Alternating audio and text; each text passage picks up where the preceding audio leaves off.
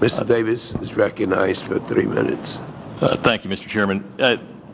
No. As we talk about large mosaics, the devil's always in the details. I appreciate my friend from Oregon making the comment earlier. I'm going to come back with a practical question on the impact to create the environment to stimulate private investment.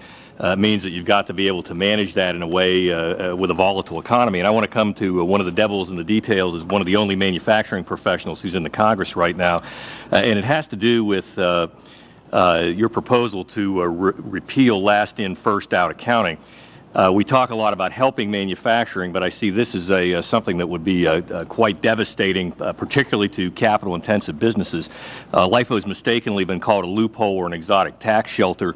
In fact, it's a conventional and well-established accounting practice designed to minimize artificial inflation gains to maintain and reflect accurate replacement cost.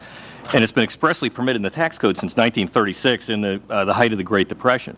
It's important to many industries, specifically in Kentucky. This proposal is alarming to our bourbon distilleries, to our precision manufacturing and aerospace industries. In the distillery example, distilled spirits have to be inventoried for many years before being sold.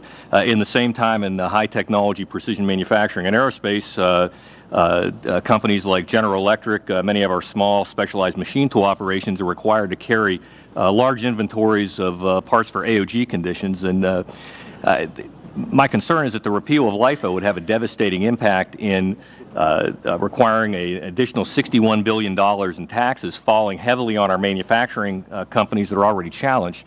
It reduces capital for investment, it reduces job security, and ultimately job creation. I also think that it creates a problem in the U.S. economy because we would be doing this regressively, already having the second highest business tax in the world. And what I'd like you to do is elaborate, if you would, on your proposal to repeal LIFO and specifically address the issue of smaller businesses, small manufacturing, and development firms. Thank you, Congressman, for raising this issue. I think that it's fair to say that there is a lot of difference of opinion on the overall impact of this stuff. There's a body of tax professionals who think this is good policy for the country and is overall beneficial for the country. But I understand those concerns and absolutely would happy to spend some time and understand those concerns more directly. Reclaiming my time, Mr. Secretary, the one thing that I would make a comment, I think some of those tax professionals have never actually run a factory. Yeah, I guess. In a time, particularly with the monetary policy that we're engaged in, at some point, you and the chairman of the Fed are going to have to pull money out of circulation once inflation begins. And this, in fact, would create the very problem that they say would be good for the country, is going to actually depress manufacturing.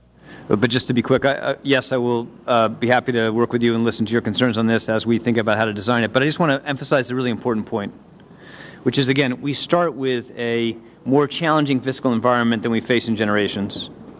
We are going to have to put our country on a path to fiscal sustainability.